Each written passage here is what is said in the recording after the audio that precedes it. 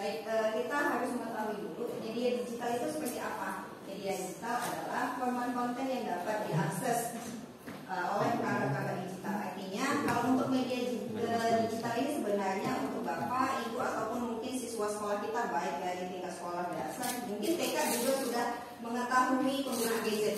Itu dia, utamanya penggunaan gadget itu sudah pasti. Mungkin anak di usia 2 tahun juga sudah mampu mengakses penggunaan dari media digital, selanjutnya telepon pintar dan perangkat permainan genggam lainnya. Baik, kita lihat untuk penggunaan media digital tidak dibatasi hanya untuk kegunaan marketing. Mungkin selama ini kita hanya menggunakan untuk media digital itu banyak menggunakan online shop. Itu dia, adanya seperti itu. Tetapi terkadang kita lupa sebagai seorang guru untuk menggunakan media digital itu sebagai sumber belajar pada siswa kita. Itu dia. Kalau menurut saya, siswa SD atau SMP sudah pasti minimal punya sosial media itu adalah Facebook. Itu yang paling utama. Facebook itu pasti dipunyai oleh semuanya.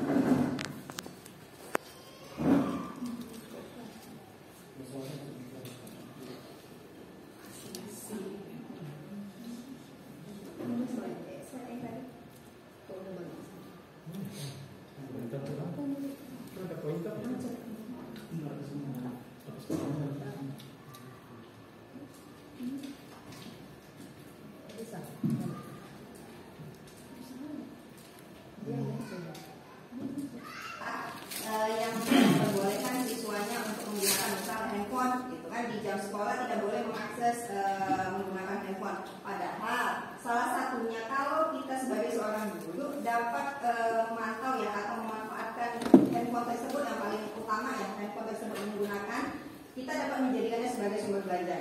Bagaimana caranya? Boleh dilanjut.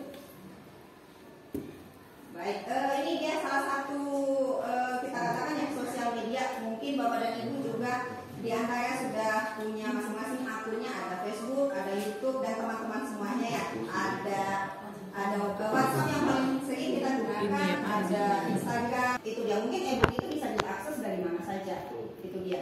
Kemudian kelebihannya apa? Siswa Bapak dan Ibu bisa akses nanti dimanapun dia. Kemudian kelebihannya lagi, Bapak dan Ibu bisa memberikan tugas kapanpun dan dimanapun. Itu dia. Jadi tidak selamanya media digital itu berpengaruh negatif pada siswa-siswa kita. Kembali bagaimana kita cara memanfaatkannya, bukan kita dimanfaatkan oleh media digitalnya.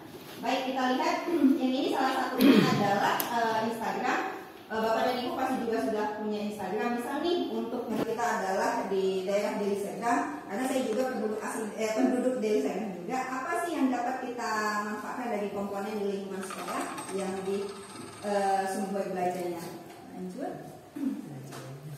Kita lihat dulu untuk definisinya, lingkungan itu apa? Menurut Otto Sumargoto, lingkungan adalah ruang yang ditempati suatu makhluk hidup seperti tumbuhan, hewan, manusia, dan jasa organik bersama dengan benda hidup dan tidak hidup di dalamnya yang menempati ruang tertentu. Baik, berarti kita merupakan salah satu anggota yang ada di dalam lingkungan.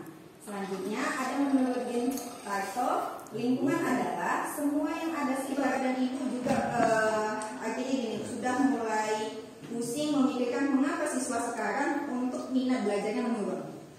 Seperti tadi mungkin Pak Teguh sudah membahas kalau untuk gadget mereka lebih paham, mungkin seperti itu. Baik, kita lihat bisa kita manfaatkan sebagai sumber belajar. Yang pertama, ada lingkungan di luar pagar sekolah yang tidak terjangkau pada saat jam pelajaran. Yang kedua, yang B-nya kita bisa lihat lingkungan di luar pagar sekolah yang tidak terjangkau pada saat jam pelajaran. Yang ketiga, lingkungan dalam pagar sekolah yang terjangkau pada saat jam pelajaran sekolah. Baik, kita lihat contoh lingkungannya. Ini pasti ada sebenarnya kan. Yang utamanya misalnya nih ada taman di sekolah, kemudian ada kolam, mungkin kalau yang ada mungkin bisa kita gunakan. Yang paling umum kantin. Setiap sekolah pasti punya kantin. Itu dia. Bagaimana caranya kita memanfaatkan kantin sebagai sumber sampah menjadi pot tanaman gantung? Itu menjadi salah satu materi dari pelajaran prakarya. Kemudian yang D-nya pengelolaan sampah di kelas, itu merupakan materi dari PPKN. Selanjutnya ada pembuatan sampah daun menjadi kompos, itu bisa menjadi bagian dari prakarya atau IPA. Itu dia, mungkin selama ini Bapak dan Ibu banyak memakan waktu, menggunakan, mungkin ada dari segi materi ya, mungkin akan keluar biaya-biaya tersebut. Tetapi apa efeknya? Kita lihat selanjutnya. Baik, ini kita mungkin kalau lingkungan seperti ini, siswa kita di daerah kita dari Serda mungkin mereka tidak akan asing seperti ini. Jadi dari lingkungan seperti ini apa yang menjadi topik pembelajaran? Boleh dilanjut. Kita lihat ada jenis pupuk. Jenis pupuk apa yang sesuai untuk menumbuhkan bibit tanaman padi?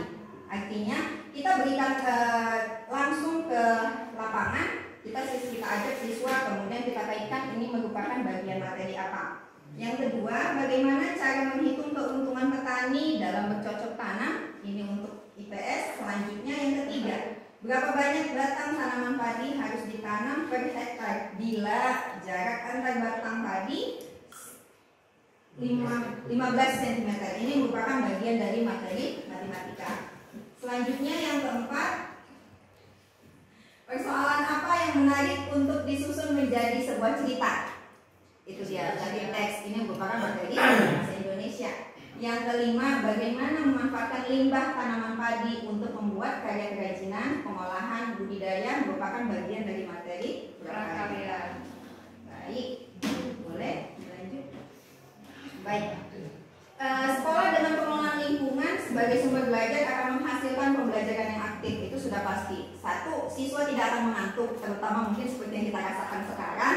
Kenapa? Siswa langsung terjun ke lapangan, mereka dari segi pergerakan mereka bergerak, tidak hanya sekedar mendengarkan penjelasan dari kita. Mereka diberi kebebasan untuk beraktivitas. Baik. Ini ada pantun penutup, siang-siang pergi ke kota, jangan lupa membeli Al-Quran. Demikian presentasi saya, semoga dapat bermanfaat.